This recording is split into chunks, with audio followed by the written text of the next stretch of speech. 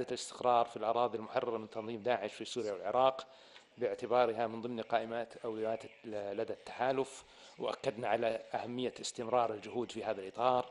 كما أكد المشاركون على التزامهم واستمرارهم في الحد من مصادر تمويل الإرهاب ووسائل نشره والترويج. كما تجدر الإشارة هنا إلى ترأس المملكة لمجموعة مكافحة تمويل داعش وجهودها الكبيرة في إطار تنسيق عمل كافة الدول في التحالف للتصدي لتمويل هذا التنظيم. كما بحثنا الإجراءات التي يمكن اتباعها لمجابهة الإرهاب والميليشيات المسلحة في غرب أفريقيا ودول الساحل ووسط وجنوب أفريقيا، والتي بدورها تزعزع الأمن والاستقرار في المنطقة. وأن المملكة ستشارك في رئاسة مجموعة تركيز خاصة بأفريقيا، إيمانا من التحالف بأهمية التركيز على هذا التحدي نظرا لما يشكله من يعني مصدر للتهديد ليس فقط لدول الساحل لكن لدول المنطقة أجمع والعالم. وهنا أود أن حقيقة أثني على هذا التركيز المستجد على التحدي التي تواجهه القارة الأفريقية من الإرهاب، واستشعارنا جميعا في المجتمع الدولي بمسؤوليتنا تجاه التعاون والتنسيق لمجابهة هذا التحدي. كما أود أن أؤكد على أهمية مواجهة التنظيمات الإرهابية في أفغانستان لضمان أن لا تصبح مجددا ملاذا آمنا لهذه التنظيمات. وكذلك مهم أن نؤكد مرة أخرى على ضرورة التزام المجتمع الدولي واطلاعه بأدواره في مواجهة التحديات المشتركة، ومن أبرزها الإرهاب، والعمل على توفير البيئة الملائمة لعودة النازحين في سوريا والعراق وإجراء الإصلاحات القضائية لمحاسبة الإرهابيين، وأهمية اطلاع الدول الغنية بمسؤوليتها تجاه عودة مواطنيها من مناطق النزاع وحماية الأجيال القادمة من أضرار هذه الآفة وتبعاتها. والحقيقة من المؤسف أن لا زال هناك عدد من الدول الغنية، الدول المتقدمة، التي ترفض استعادة مواطنيها وترمي بهذا العبء على الدول المتأثرة الأكثر تأثرا بالإرهاب. المملكة تقوم بدورها وتستعيد كافة مواطنيها من مواقع الصراع، ونحن مستعدون أن نساعد من يحتاج فيما يتعلق بإعادة التأهيل والانخراط في المجتمع، لكن الدول كافة عليها مسؤولية تحمل ما قام به مواطنوها، وأن يستعيدونهم ويرفعون هذا العبء عن الدول المتأثرة. كما أود في هذه المناسبة أن أؤكد على متانة العلاقة السعودية الأمريكية التاريخية، وما ناقشته مع صديقي توني بلينكن البارحة في لقائنا الثنائي، وكما أيضا تم مناقشته في لقاء سمو سيدي ولي العهد في التشاور في القضايا ذات الاهتمام المشترك لتعزيز الأمن والاستقرار الإقليمي والدولي. واستعرضنا ملفات كثيرة في المنطقة، كذلك أطر التعاون بين بلدينا، وهناك مجال واسع لهذا التعاون، وسنستمر في بحث سبل دعم هذا التعاون لما في مصلحة بلدينا. ختاما أود أن نشير أن وهذه نقطة مهمة الحقيقة، أن المشاركون أكدوا على أن التطرف والإرهاب في كافة أشكاله ومظاهره يجب أن لا يرتبط بأي دين أو جنسية أو مجموعة عرقية، وأن لا يكون عذرا لاتخاذ أي إجراءات أو أي تفرقة أو أي عنصرية تجاه أي مجموعة عرقية، وأن لا يكون المسلمون عرضة للمضايقات مجرد لأن بعض الفئات ربما انتهجت نهجا مخالفا، وهذا ينطبق على جميع العرقيات. شكرا، وأعطي الكلمة للسيد توني بلينكن.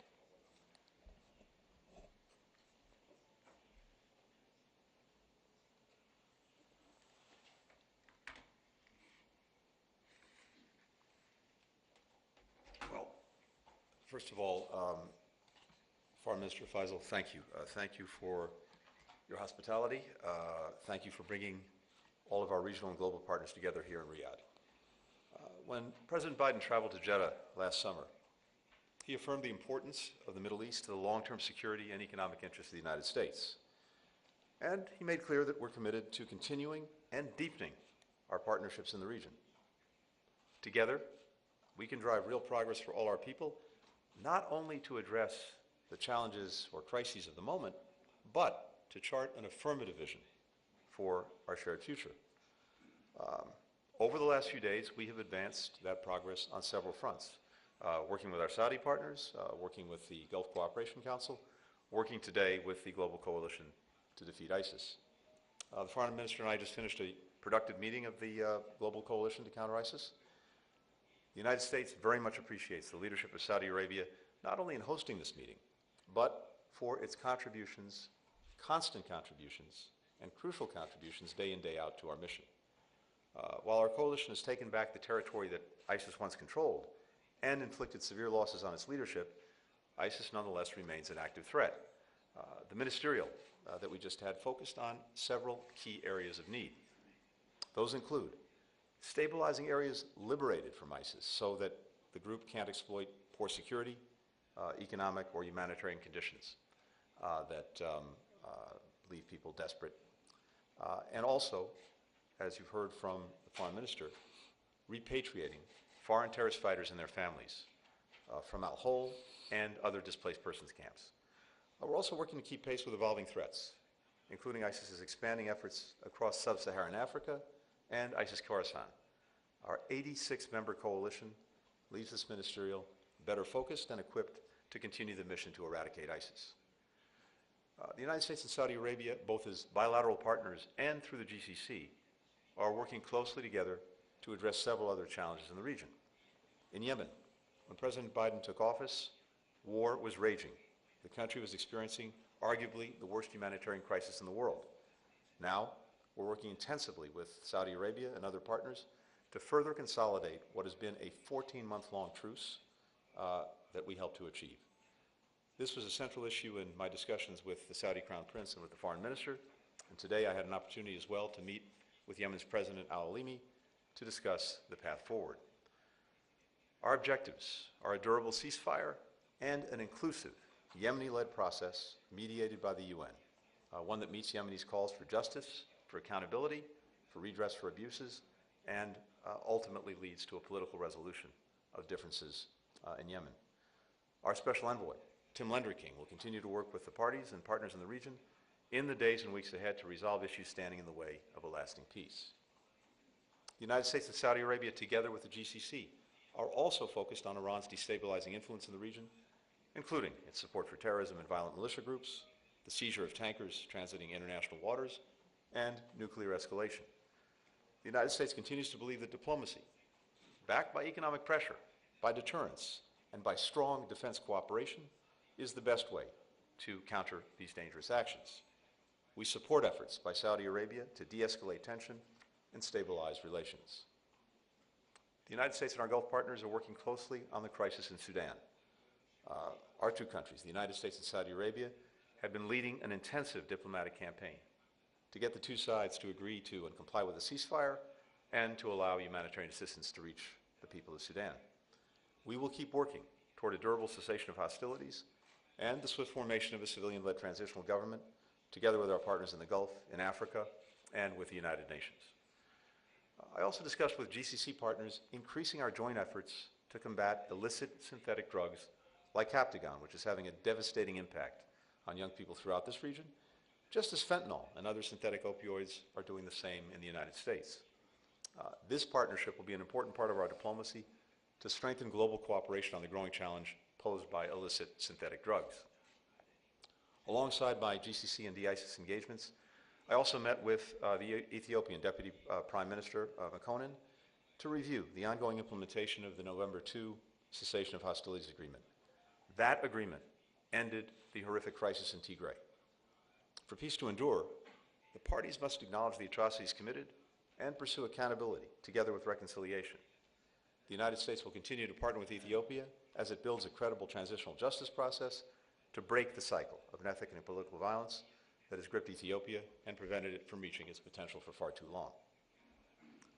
The U.S. partnership with Saudi Arabia and the Gulf extends far beyond addressing challenges and crises in the region. It is critical to expanding opportunity and driving progress for our people and for people around the world. Through the Partnership for Global Infrastructure and Investment, the United States and Saudi Arabia are working together to deliver quality, sustainable infrastructure to benefit people in low and middle income countries.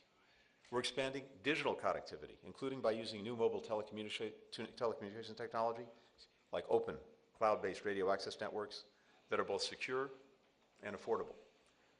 We're combating the climate crisis and accelerating the region's clean energy transition through our bilateral partnership framework for advancing clean energy that we signed last summer and that can unlock new solar, green hydrogen, and other renewable energy investments. A key part of our strategy to advance a more prosperous, stable, and secure region is regional integration and de-escalation. The Gulf is more connected than ever, both as a region and with countries in the broader Middle East, including Israel. The United States will continue to play an integral role in deepening and expanding normalization. As President Biden said in Jeddah, universal rights and freedoms and the protections they bring are a core priority for the United States, and the U.S.-Saudi partnership can be deepened by progress on human rights. That's why we strongly welcome and support historic steps to increase women's participation in public life and the workforce, to expand interfaith tolerance, among other reforms in the country's ambitious modernization agenda. And it's why we'll continue to keep human rights firmly fixed on our bilateral agenda, a point I made clear in our meetings this week.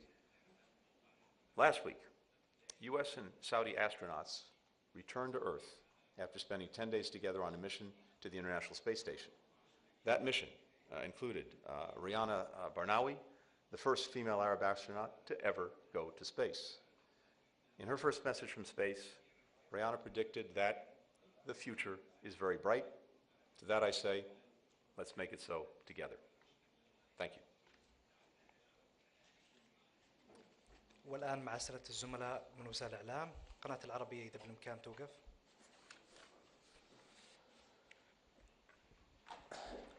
سمو وزير الخارجية السعودي الأمير فيصل بن فرحان، هل التهديدات اليوم التي يشكلها تنظيم داعش في بعض دول أفريقيا وما دفع الإعلام بانضمام السعودية لرئاسة مجموعة التركيز المعنية بالشأن الأفريقي لمواجهة التنظيم، وزير الخارجية الأمريكي أنتوني بلينكن اجتمعت مع ولي العهد السعودي الأمير محمد بن سلمان لساعات، وأيضا أوضحت أو كما وصفت أنه اجتمعت معه لساعات وناقشت معه ملفات كثيرة. هل لنا أن نعرف بالتفصيل عن هذه الملفات وأيضا الملفات التي يرغب بها ولي العهد السعودي مع أمريكا؟ شكرا لك.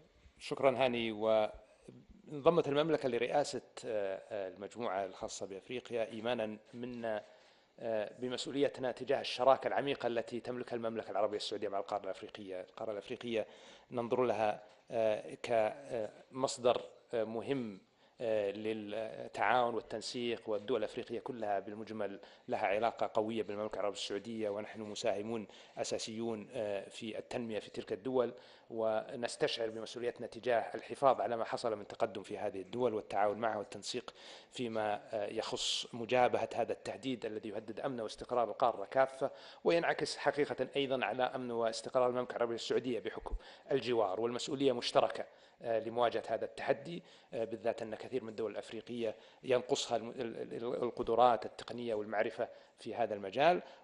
وكما واجهنا داعش في العراق وسوريا كمجتمع دولي، المسؤولية أيضا أن نواجه التنظيمات الإرهابية في القارة الأفريقية كمجتمع دولي وبالتنسيق والتعاون، وسنعمل على ذلك وسندعم كل الجهود الدولية في هذا الإطار.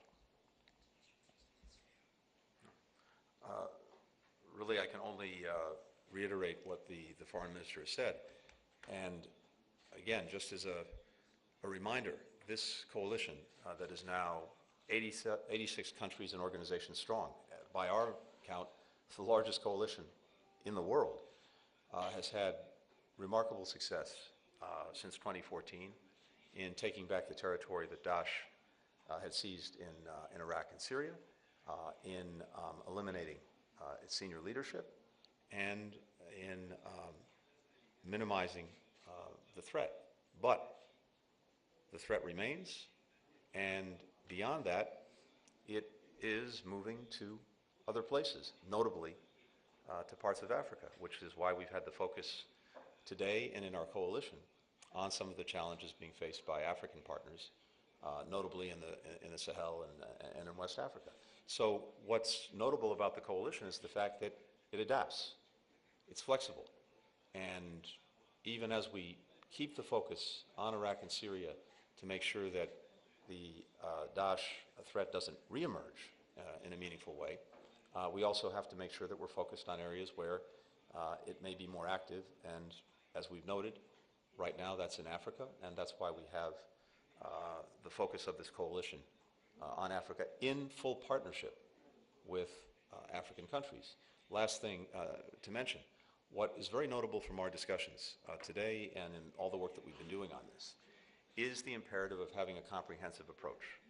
Security is a necessary but insufficient element of dealing with the challenge posed by Daesh, and we heard from partner after partner the imperative of dealing with the concerns, the needs of marginalized communities, bringing economic opportunity, making sure that there is good governance and a transparent political approach. All of these things are critical to having success against Daesh, preventing it from recruiting and expanding in other places. Yes. The second question to Reuters. Thank you, gentlemen. Mr. Foreign Minister, Your Highness, is Saudi Arabia seeking U.S. support to develop its own civil nuclear program in exchange for normalizing ties with Israel, like it's been reported? And would you say that that is a non-negotiable condition for you to normalize? And then separately, Saudi Arabia in recent years has carried out many reforms, but rights groups also report increased repression. What is your response to that? And how big of a pressure do you face from your American counterparts on this issue? Mr. Secretary, you discussed with Saudi Crown Prince the normalization issue. What progress can you report? How feasible is such a deal given concerns that it might accelerate an arms race with Iran? And on human rights issues, I'm wondering if you were able to receive any assurances from the Crown Prince towards the release of political prisoners and any US citizens who are subject to travel bans. Thank you. Thank you very much. First, on the issue of nuclear cooperation, it's no secret that we are developing our domestic civilian nuclear program. We would very much prefer to be able to have the US as one of the bidders for that program. There are others that are bidding, and obviously we would like to build our program with the best technology in the world, and that will require a certain agreement to be in place. We have differences of opinion on that. So we're working on finding a mechanism for us to be able to work together on civilian nuclear technology, but we intend to move forward on that program. Normalization, I have said before, and it's quite clear that we believe that normalization is in the interest of the region, that it would bring significant benefits to all, but without finding a pathway to peace for the Palestinian people, without addressing that challenge, any normalization will have limited benefits, and therefore I think we should continue to focus on finding a pathway towards a two-state solution, on finding a pathway towards giving the Palestinians dignity and justice, and I think the US has a similar view that it's important to continue on those efforts. You asked about human rights, you asked about reform, and I think it's well known that we have gone through a significant reform progress in the kingdom. What we do in the kingdom, we do based on our assessment of what's in the best interest of our country, and is driven really by the needs and desires of the Saudi people. You have had a few days here. I hope you have been able to see the significant changes happening in the kingdom. However, we are always open to having a dialogue with our friends, but we don't respond to pressure. When we do anything, we do it in our own interests, and I don't think that anybody believes that pressure is useful or helpful, and therefore that's not something that we are going to even consider. But the priority, as I said, is achieving the goals that we have for our country. We are very focused on building a pathway towards a sustainable prosperity for the Saudi people, and I encourage you and anyone who has an interest and has a curiosity about it to spend some time in the kingdom, to interact with the people of the kingdom, and make your own judgment and your own assessment. Thanks, Mara. On the normalization question, first, as you know, we fully support Israel's integration into the Middle East. And from day one, we have been working both to deepen some of the existing agreements and also expand them to other countries. That includes Saudi Arabia. I think this would be a very important step forward, and it would certainly be a priority and is a priority for us. Integration is good for the region, for all concerned, and we will continue to pursue it. We discussed it here, and we will continue to work at it, to advance it in the days, weeks, and months ahead.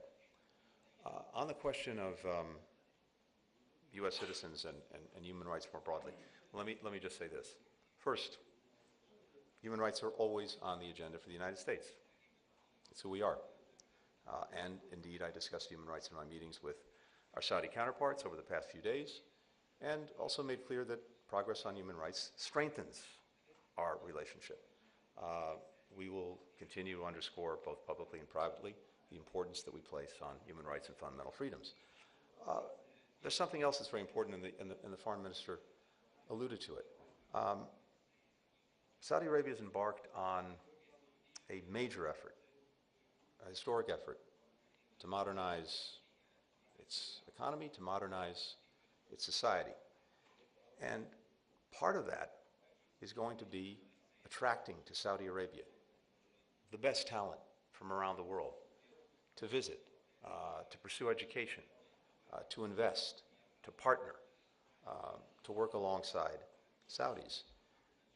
In our judgment, Vision 2030, as this initiative is called, will be a much more successful effort if Saudi Arabia is the most attractive place possible for people around the world to come to. And so I think it's on its own merits and in Saudi Arabia's interests to continue to pursue this modernization, including the expansion of human rights. With regard to American citizens, as you know, and as you've heard me say many times, the welfare, the security of American citizens everywhere around the world is my #1 priority and responsibility, and that's the focus of the Department of State as well. We continue to advocate on behalf of individuals to the greatest extent possible. I had the opportunity to raise specific cases, and beyond that I won't go into details. سكاي نيوز عربية إذا بالإمكان. السلام عليكم، محمد المحمود من قناة سكاي نيوز عربية. سؤالي الأول موجه لسمو الأمير في الملف السوداني.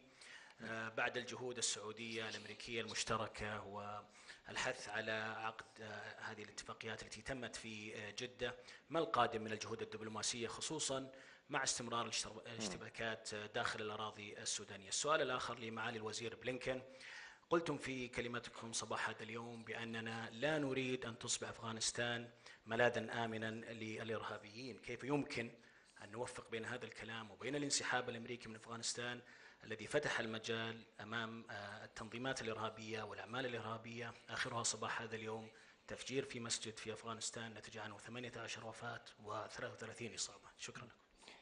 شكرا. بالنسبة للسودان، أولا أود أن أعبر عن خالص شكري للتعاون الكبير الذي حظينا به من الجانب الأمريكي في المحادثات التي حصلت في جدة للمحاولة للتعامل مع الوضع الإنساني الحرج نتيجة لما حصل من اقتتال داخل السودان.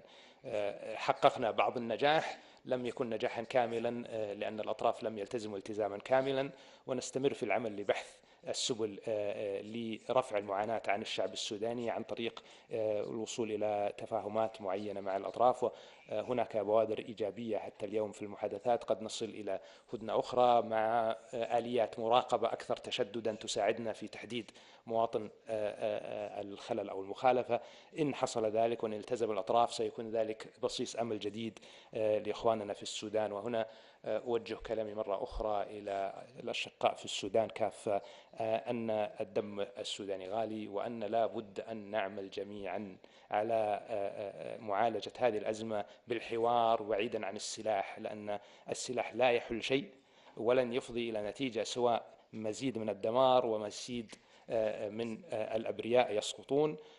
فنتجه إلى الحوار، نتجه إلى معالجة الأمور من خلاله ونمتنع عن تعريض المدنيين إلى الخطر باستمرار هذا القتال، بالذات أنه اقتتال في المناطق المدنية. وأنا واثق أن الإخوة في السودان سيتحملون مسؤولياتهم وسيقومون بما يجب لتجنيب المواطن السوداني مزيد من الدمار والخراب. ومرة أخرى سنعمل مع أصدقائنا في أمريكا وكافة شركائنا في المنطقة وآخرون للدفع في هذا الاتجاه.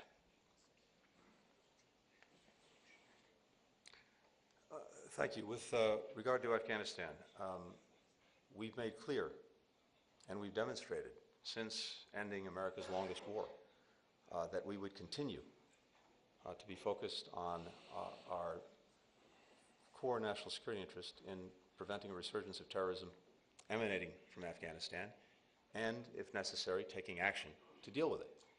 I think we've demonstrated quite clearly in recent months our ability to do just that, including eliminating a senior leader of al-Qaeda who was resident in Afghanistan. In addition, we're working with partners, with neighbors, to strengthen the capacity to deal with any terrorism that may be located in Afghanistan and emanating from there. At the same time, of course, the Taliban is an implacable enemy of ISIS Khorasan and is itself taking action against that group. But regardless of that, we've been very clear, and as I said, we've demonstrated our ongoing enduring capacity to take necessary actions to protect our security against any terrorism that may be emanating from Afghanistan. إن سمحتم ناخذ آخر سؤال.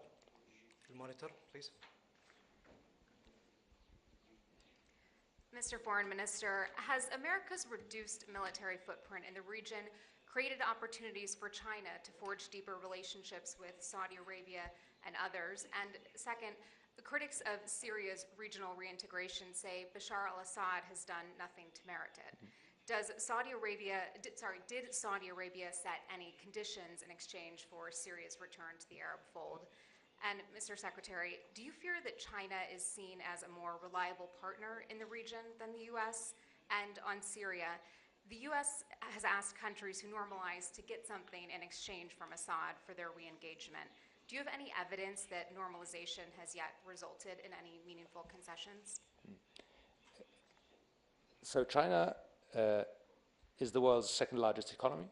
China is our largest trading partner, so naturally there is a lot of interaction and intersection with China. China is an important partner for the kingdom and most countries in the region, and I think that partnership has given us and China significant benefits, and that cooperation is likely to grow just because of China's economic impact in the region and beyond is likely to grow as its economy continues to grow.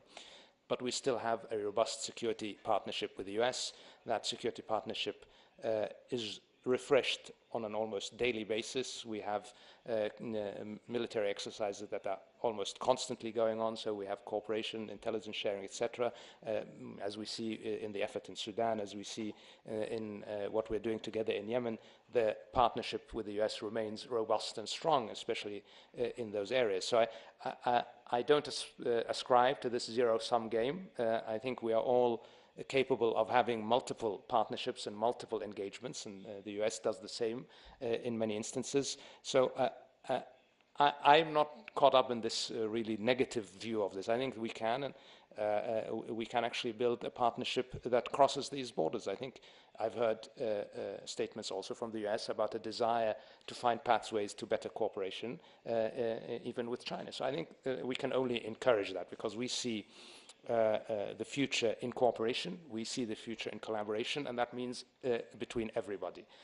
On Syria, it's very important that we understand the context. The context is that the status quo was not working and was generating an ever-increasing burden on countries of the region and on the people of Syria. Regardless of what one thinks about Bashar al-Assad, the only pathway to resolving the humanitarian challenges that we face in the aftermath of the Syrian crisis is to find a pathway to addressing the main issues, and from our perspective, the humanitarian are the main concern. How do we ensure that there is a safe pathway for refugees to return? How do we ensure that there is some political reconciliation? How do we address the issue of drugs? All of these things require a dialogue with Damascus. And you will have seen the statement issued after our meeting in Amman, which we held before the return to the Arab League, in which Syria made very clear commitments on all of those fronts to work with us to address them in a way that meets the expectations, not just of us in the region, but of the international community. And we are now going to pursue those commitments made by Damascus. In the end, we have to think about the humanitarian issue. We have to think about the people of Syria and how do we alleviate the situation that they're living in. And we believe that this is the best pathway forward. The other efforts that had been ongoing had shown no progress for many years and only increased the difficulty of the situation. I mean, if you look at Lebanon, which is already in a very, very difficult economic situation, they cannot carry this burden of 2 million Syrian refugees for much longer. And in order to avoid a situation where they are at risk, we need to find a way for them to return safely. So we believe that this path can deliver results where others have not. And we will work very closely with the US and others to ensure that that is within the expectations of the international community, including in line with the United Nations Security Council resolutions that are relevant to the situation. So with regard to China, I would give almost the identical answer to the Foreign Minister. First, our engagement in the region, our partnerships in the region, our work in the region is not about any other country. It's about these partnerships and the benefits that we can bring by working together, benefits we can bring to our people, benefits in many cases that we can bring to people around the world. And I described some of those earlier. At the same time, and more specifically with regard to China, we've also been very clear. We're not asking anyone to choose between the United States and China. We're simply trying to demonstrate the benefits of our partnership and the affirmative agenda that we bring in what we're trying to do.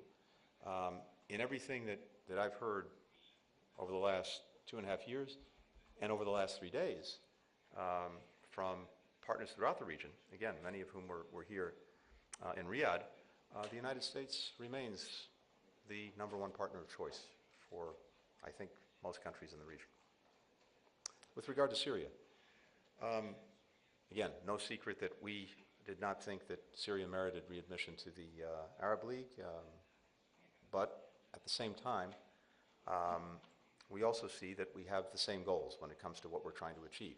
Now, our position has been very clear. We're not going to be in the business of normalizing relations with Assad, with that regime. It has not earned that step toward recognition, toward acceptance. But because the goals are very much the same, I think moving forward, and as the Foreign Minister described, we'll see if we can achieve some progress. We all want to reach a solution in Syria that's consistent with the key United Nations Security Council Resolution 2254. We want to expand humanitarian access for the people of Syria. We want to ensure, of course, that ISIS can't reemerge. We want safe conditions for the eventual return of refugees. We want to counter Captagon trafficking, which is doing so much damage in the region.